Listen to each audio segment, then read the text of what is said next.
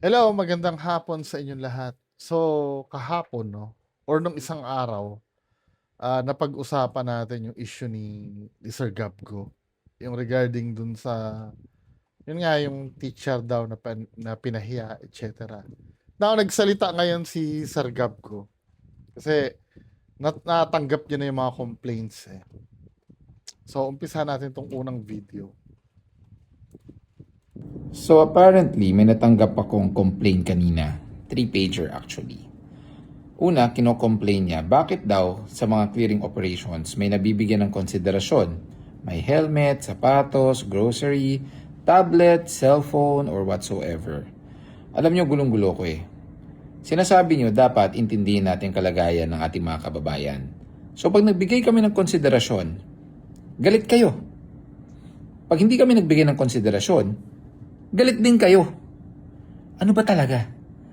Mag-decide nga kayo. Ang gulo niyong kausap. Tapos magko-complain kayo, anonymous. Hello? Asa na po ang accountability natin? Mag-complain kayo, dapat may pangalan para alam natin kung sino. Tapos magko-complain kayo, bakit naka-social media. Ngayon, nanonood ka rin naman pala. Kaya nga alam mo yung content. Bayan, uwi na nga ako, gabi na. Hindi kasi ganito, ito ha, medyo gigitna naman ako or kokontrahin ko ng konti si Sir Gabgo. Yung sinasabi kasi ng nag-complain ay ulitin natin yung sinabi niya ha. May natanggap akong complaint kanina. 3-pager actually. Una, kino-complain niya, bakit daw sa mga clearing operations may nabibigyan ng konsiderasyon? May helmet, sapatos, grocery. Napapanood ko yun. Namimigay siya minsan ng di ba Crocs pa nga Crocs. Tapos yung brand ng helmet niya is Zebra yata. Tablet, cellphone, or whatsoever. Alam niyo, gulong-gulo ko eh. Sinasabi niyo, dapat intindihin natin kalagayan ng ating mga kababayan. So pag nagbigay kami ng konsiderasyon, galit kayo. Pag hindi kami nagbigay ng konsiderasyon, galit din kayo. Ano ba talaga? Mag-decide nga kayo. Ang gulo niyong kausap. Tapos magko-complain kayo, anonymous. Hello? Asa na po ang accountability natin? Mag-complain kayo, dapat may pangalan. Hindi naman bawal yun eh. Yung mag-complain na na walang pangalan, 'di ba? Pwede naman yun, pinayagan eh. Ibig sabihin, kaya pinayagan pwede. Yung issue yung sagutin natin, ganito no, to be fair naman, may napanood ako nun before eh. May hinuli ka na nagmomotor kasi yung angkas niyang babae ay walang helmet. Sino nakapanood nun? Baka napanood nyo ha. Nung tinanong niya, ano mo siya? Nililigawan daw. Nililigawan naman. Yung sinakay, it so happen na nung hinatid niya ng school, yung nililigawan niya. Siguro parang nadaanan niya, no? Nadaanan niya yung nililigawan niya. Pinaangkas niya na. Then umangkas. Saktong naharang sila ni Sir Gabriel Go. Ang nangyari, sa pagkakatanda ko, no, correct me if I'm wrong, tinuloy niya yung huli. Totoo naman yun, tinuloy niya yung huli. At the same time, binigyan niya ng helmet yung babae na umangkas. Nasabi ganoon, oy, bawas pogi points ka. At least ito, plus pogi points naman dahil may helmet. Parang biniro niya ng ganon, tapos nagpa-picture nga sa kanya yung dalawa eh. Tinutuloy naman yung huli. Siguro ang pagkakaintindi ko dito sa sa nag-complain. Yung tinatawag na yung pagbibigay ng consideration, baka akala kasi nung iba hindi ka I mean yung mga binibigyan mo ng helmet hindi na hinuhuli. Hindi na hinuhuli. Pero napapanood ko kasi hinuhuli naman. Binibigyan lang ng helmet pero yung paghuli tuloy. Baka akala kasi nung iba hindi na hinuhuli eh. Pero correct me if I'm wrong Kung may video man siya nun, kung may video siya na nahuhuli siya, let's say walang helmet, tapos binibigyan niya ng helmet, hindi na tinitikitan, medyo tutol na rin ako doon. Ang punto kasi ng mga tao doon, Sir Gabriel Go, maging consistent ka. Kung siguro lahat hinuhuli, lahat yan hulihin. Kasi yun na nakikita sa'yo eh. Kumbaga, ang image mo, berdugo ka na eh. Wala ka na dapat bibigyan ng konsiderasyon.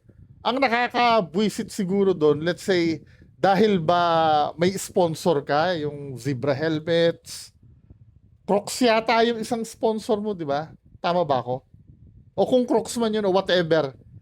Ang sinasabi siguro ng mga tao, porkit may sponsor ka sa vlog mo, hindi mo na hinuhuli yung mga dapat hulihin. May nangyayari bang ganun? Pero may nakita ako kasi, minsan, pinara nila, naka-helmet naman, bulok na yung helmet, may helmet naman siya, hindi siya hinuli. Pero ang ginawa, pinalitan niya ng bago yung helmet. Wala namang problema doon. 'Di ba? Or may mahuli man siya na walang helmet, tinutuloy niya yung ticket. Consistent naman. Ang mahirap kasi yung yung wala siyang helmet, hindi mo hinuli, bibigyan mo pa ng para may konsiderasyon ka nga naman nun. 'Di ba? Hindi ka nakikitaan ng consistency. Na yun, pag hiniling lang ng sponsor mo na wag ka manghuli, hindi ka manghuhuli. Ganun ba yung ibig sabihin? Yun siguro yung kino-complain o nag-complain sa'yo. Nagugulahan ba kayo doon sa kwento? O hindi? 'Di ba? Kasi kung yung tinutukoy na konsiderasyon hindi mo hinuhuli, kahit ako, kasama ako dun sa hindi pabor dun. Pero kung bibigyan mo siya ng helmet or ng tablet, pero tinuloy mo naman yung huli, okay lang yun sa akin. Yun ang ibig ko sabihin. Kaya tinatanong ko, may nag-i-exist ba na video na let's say pinara niya, kasi walang helmet? Kasi wala pa ako napapanood na ganun eh. Kung meron man, talagang mali siya doon. Kung meron man. Yung paparahin niya walang helmet, tapos hindi niya huhulihin, bibigyan niya lang ng bagong helmet. Dahil sponsored siya ng zebra. Diba? Hulihin pa rin dapat. Tingin ko yun yung kino-complain sa'yo. Dapat firm ka. Bibigyan mo ba ng konsiderasyon? Kung bibigyan mo ng konsiderasyon, lahat dapat bibigyan mo ng konsiderasyon. Kung mahigpit ka, lahat dapat mahigpit ka. Ganun ang sinasabi nung nagko-complain siguro. Diba? Hindi pwedeng katwiran na ano ba yung gusto nyo pag ako'y naging ganito, ganyan. Parang palusot na lang yun eh.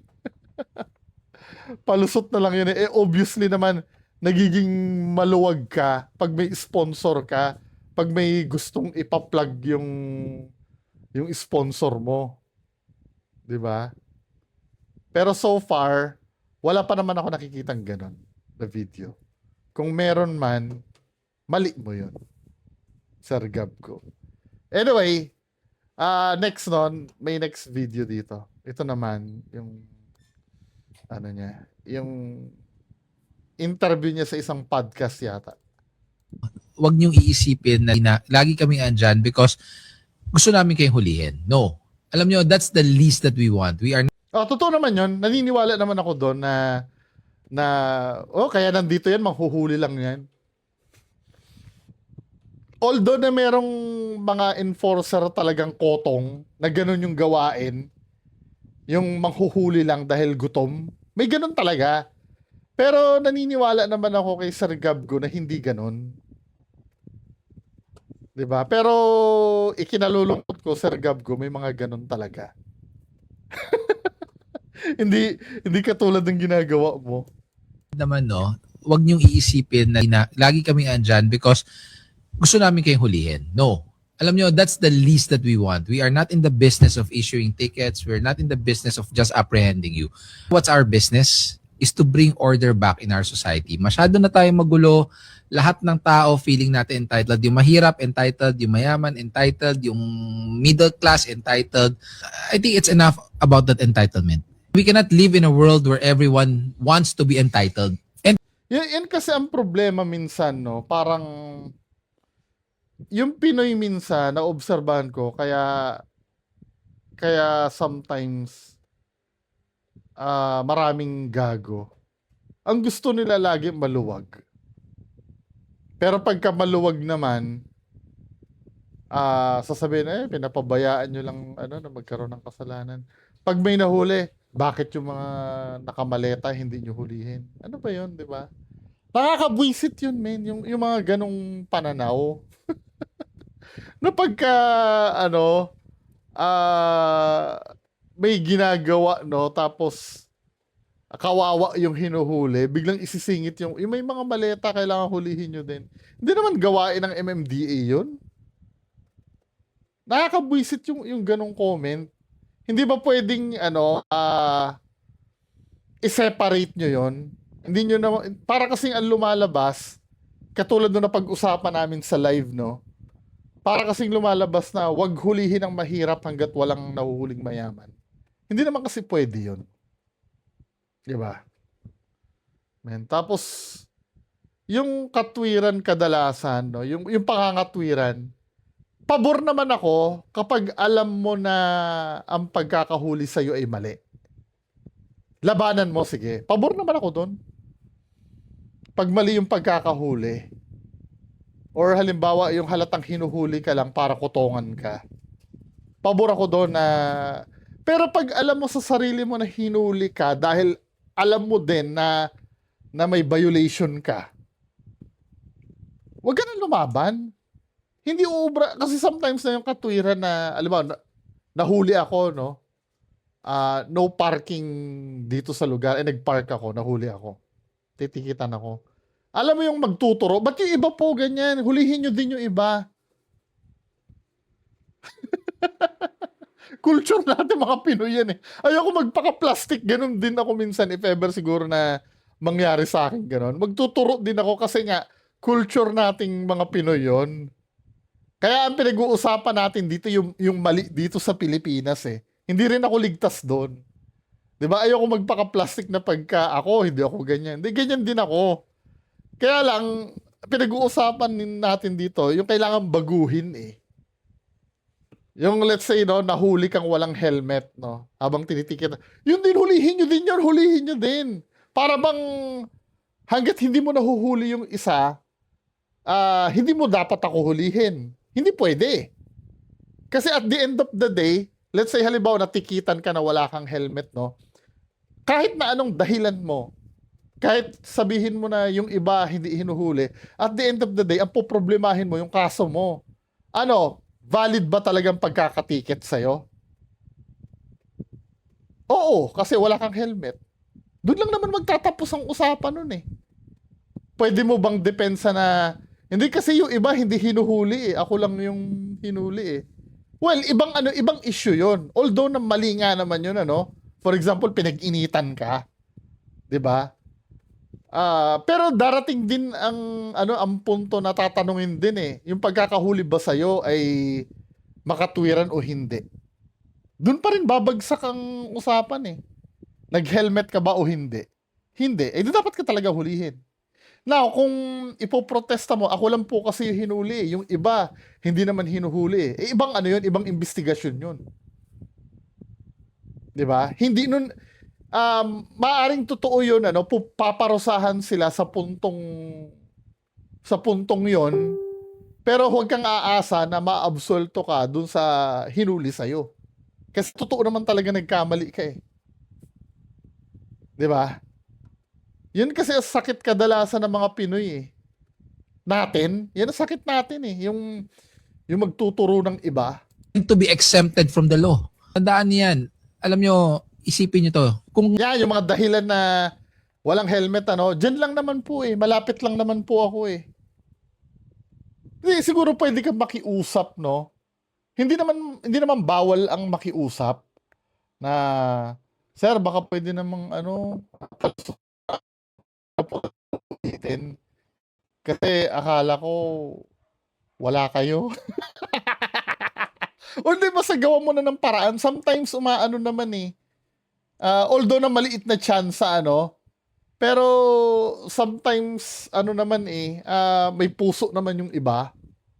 O may effect naman. 'Di ba? Kesa aangasan mo, tapos alam mong ikaw talaga yung mali. Yun naman yung mali, 'di ba? Angasan mo kung alam mo na ikaw yung tama. Let's say, halimbawa, no, pinagbintangan ka na nag-beating the red light ka. Tapos, hinuli ka. Eh, may dashcam ka. Sir, panoorin natin yung dashcam kung talaga nag-beating the red light ako. Yun. Pero kung alam mong mali ka talaga, tapos mangangatuwiran ka pa, wala ka sa lugar magmalaki, ikaw yung makikiusap syempre. Diba? Ngayon, sige, lang sa inyo dahil 30 na tayo, 40, 50. Paano naman yung anak mo? Paano naman Oh, yung mga 30, 40, 50 dyan. Ako, hindi pa ako abot nun. Diba? Yung mga 30, 40 dyan. Kayo talaga, yung mga 30, 40 dyan, mga ano eh, hindi kayo natututo eh. Kaming mga below 30 years old pa, may pag-asa pa kami. Ha? Kayo mga 30,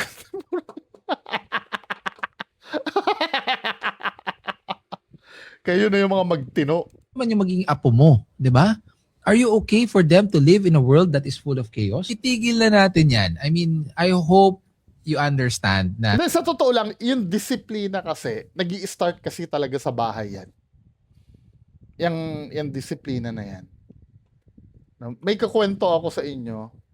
Meron kasi noon, no, nung bata pa ako, yung tatay ko kasi stricto yun eh. Kapag halimbawa, may bagay na I don't know, no, may something sa tatay ko na ano eh, katatakutan mo talaga eh. Meron ako naalala no, nung bata pa ako. Siguro mga 2010 yun. Na may hinawakan ako. Let's say, naalala ko, parang naglilinis yata siya ng baril dati.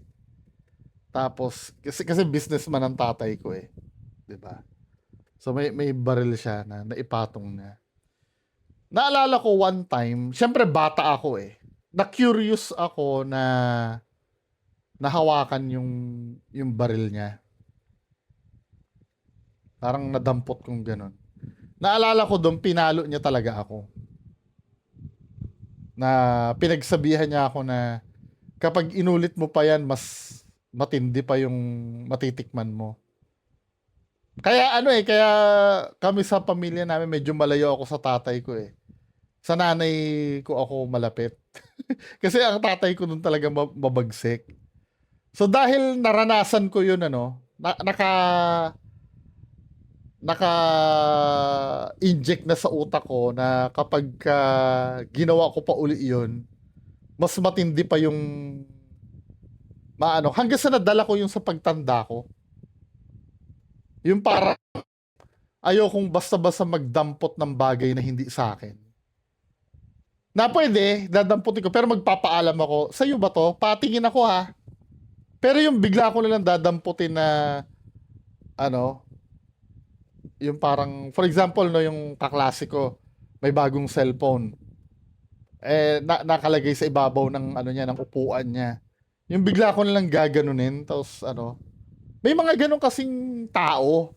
Pero ako, hindi ako ganun. Kasi every time na nagagawin ko yon or naiisipan kong gawin yon, bumabalik ako dun sa disiplinang pinaunawa sa akin dati na may consequence yon.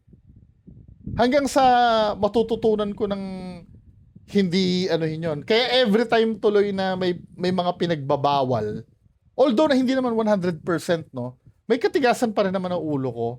Pero yung mga basic, yung katulad, huwag kang mangingi alam ng hindi sa'yo, or magpapaalam ka pagka ano, yung mga basic na laging tinuturo sa bahay.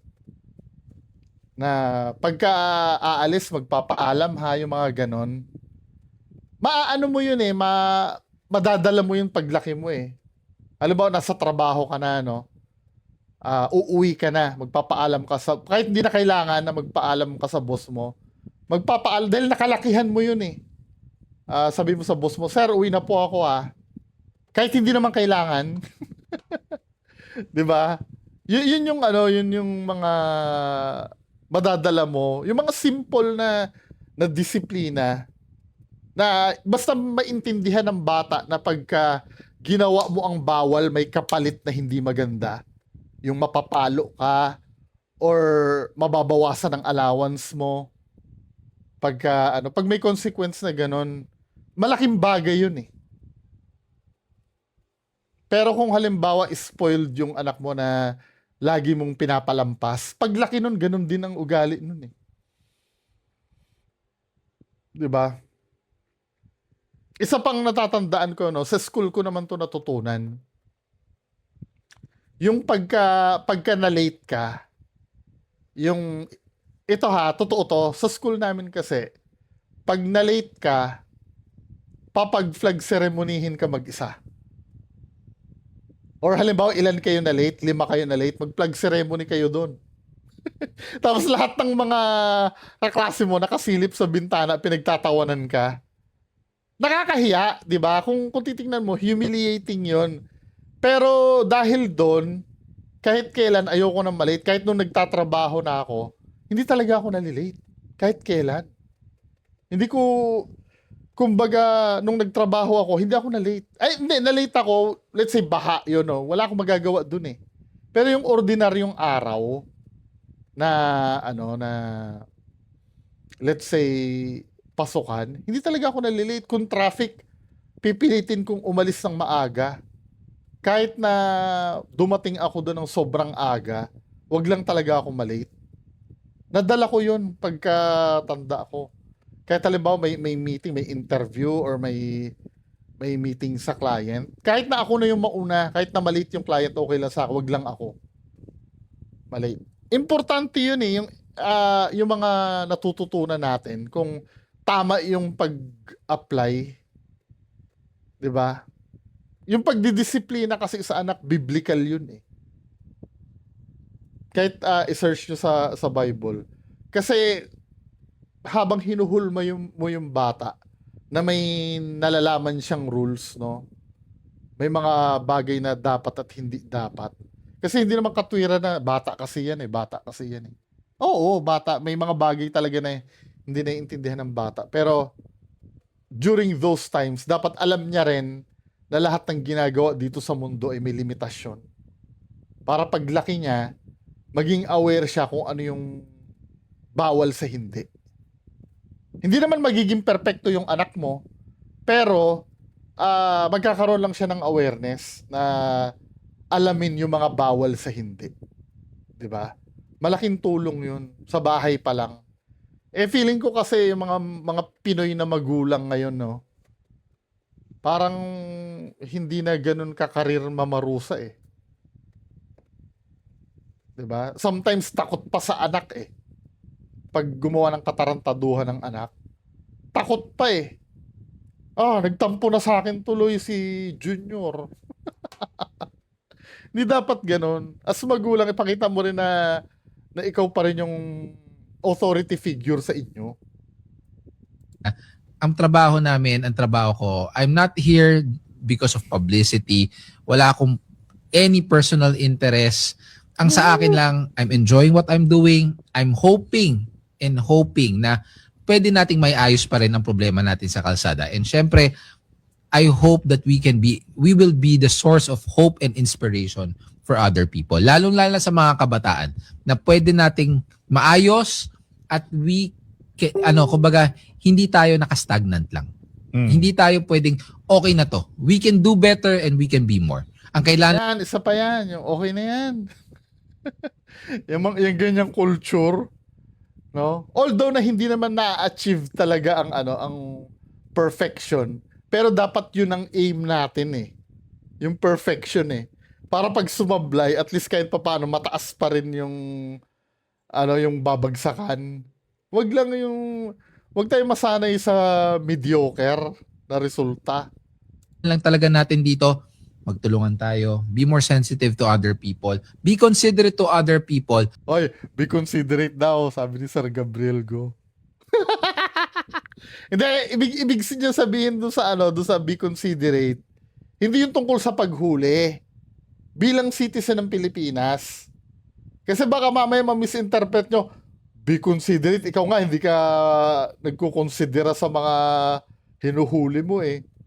Ang ibig niya sabihin doon, for example, ganito, no?